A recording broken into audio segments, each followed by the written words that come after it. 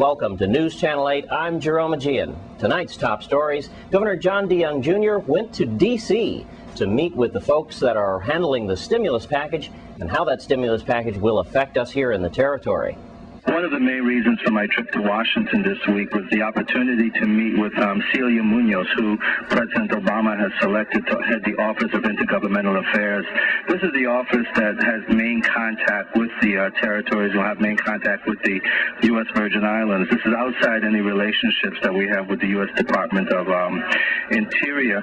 In addition to meeting with Ms. Munoz, I also met with her deputy, a gentleman by the name of Sean McGrath, who has experience with some of the territories in the Pacific, and also served as director of the Western Governors Association. So there's ability there to have a relationship with two individuals that are very sensitive and want to become knowledgeable about affairs of the U.S. Virgin Islands and how they can help us.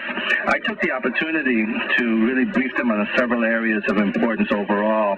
One is, of course, the stimulus bill, and particularly the section having to do with the stabilization funds. That's the part of the bill where it allows for the territories that up to 0.5% will be allocated to the territories, and if the Virgin Islands receives it on a pro rata basis, it accounts for about an estimated $67 million. That could change, but our estimate now is in that area. And my discussions with them had to do along the lines of that. Since the Virgin Islands as the U.S. territory has that relationship with the U.S. Department of Interior, is there a way that we could work it where the U.S. Department of Interior and the Secretary of Education can work together in terms of the allocation of that funding? And that's in the bill that was signed off by President Obama. They took notes, they listened to our concerns, they listened to our arguments, what we want to do with the funding, how we could help the Virgin Islands. And I'll just follow up with them again. And they reiterated that they will be the primary contact for us with the White House because of their concerns and making sure that they can become our advocates down to the departments and the agencies. And in other headlines, the Virgin Islands Police Department did a raid and cleanup in an area of Grove Place that's cleverly known as Jamaica Avenue. Here's spokesperson for the Virgin Islands Police Department, Melody Rames, with an update. St. Croix Police Chief Oakland Benta is making good on his promise to bring relief to the residents of Grove Place. On Saturday and Sunday, police and supported agencies cleaned up a section of Grove Village where illegal drug use and sales take place. Earlier in the morning, police executed search warrants on 11 apartments in the Mutual Homes housing community. At a recent town meeting at the Eulalie Rivera Elementary School addressing criminal activity in the area, Chief Benta said he would step up police presence in Grove Place. On Saturday, illegally constructed shacks were demolished along the street referred to by residents as Jamaica Avenue. A crew of about 20 employees from the Departments of Agriculture, Public Works, and local contractors were present, along with about 10 police officers from the Special Operations Response Team. Benta said the land is owned by local union and private families and that he obtained written permission from them to clear the land.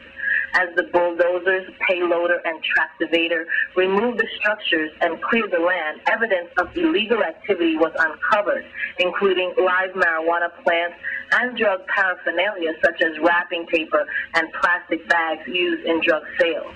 A litter of puppies and their mother, who took refuge under one shack, was removed by the St. Croix Animal Welfare Center. Other crews cut down overgrown vegetation to show drugs could not be hidden there. Chief Benta said the drug dealers will not be comfortable in this area anymore, as benches constructed around a large tree were removed. Chief Benta, the officers, and the crews continued the cleanup for 8 hours on Saturday and 8 hours on Sunday. Residents of the area stopped and talked with them, expressing their appreciation. A 25-year resident of Mutual Homes told police that she had to send her children to live with relatives because it's unsafe. She said, "I was glad to see the police searching the apartments this morning," she said. An elderly resident of Grove Place said, "The criminals have no respect for themselves or anyone else. This is a great thing the police are doing." Chief Benta said no weapons were confiscated and no arrests were made during the early morning search of several Mutual Home apartments. However, the department is gathering information and working closely with the apartment management. He said, "This community is on high alert. I'm not surprised nothing was confiscated. Everything was already cleared out."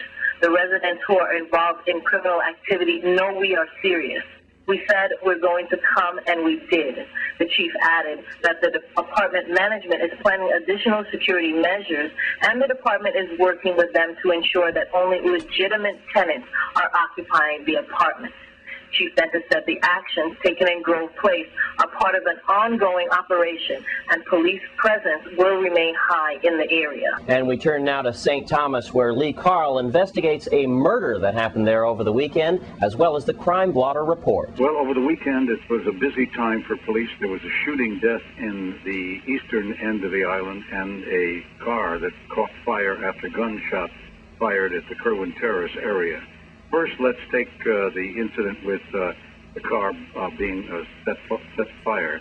Melody Rames reported residents in the Kerwin Terrace area received or heard a large number of shots in their building, 14, and the blotter said a caller told the police that a vehicle was on fire and smoking. Then I asked Melody to give us what she had. About 4:37 in the morning, that there was shots fired, and the call came in to Police 911 that a car actually received gunfire. And then a little while after that, there was a call that came into 911 that a car was actually on fire.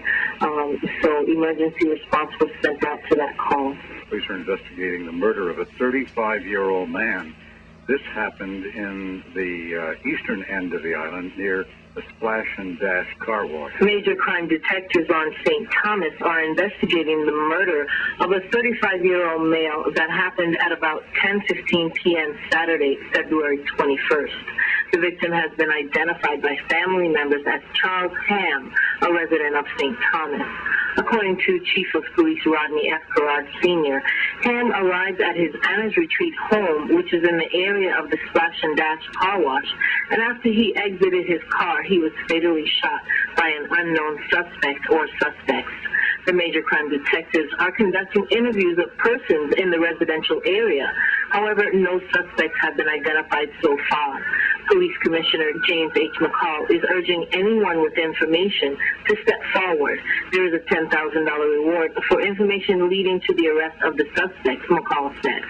Anyone with information on this crime is asked to call the Major Crime Bureau at 715-5522 or 715-5514, the Chief's office at 715-5548, or Crime Stoppers USVI at 1-800-222-TIPS. And also, it was a busy time in the blotter report. Believe it or not, 7 boys were arrested over the weekend on suspicion of stealing a chicken out of a man's yard. It turned out to be actually a fighting cock. Saturday, police received a report several minors were attempting to steal animals from the victim's property.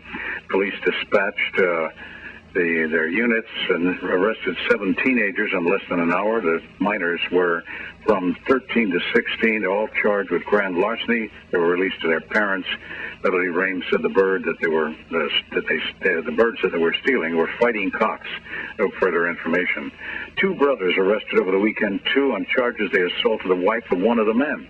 Thomas Mark, 29, and his brother Paul Mark, 31, both of the St. Thomas were arrested Friday, charged with aggravated assault and battery. And Paul Marks reported a disturbance. He said there was screaming, something going on near the white picket fence in the Raccoon Hill area. Thomas Mark was arrested on suspicion of assaulting his brother's wife, according to police. Paul Mark was arrested on charges he assaulted his wife. No bail set for either man at this point. And a man was robbed at gunpoint Saturday afternoon in the Sugar Estate area. That man robbed near the racetrack gas station at Alton Adams Drive. According to blotter and unofficial reports, the incident listed as a first-degree robbery, but police had no further information on that. In St. Thomas, Lee Carl for News Channel 8. Thanks, Lee. And we have more news for you after the break. Stay with us on News Channel 8.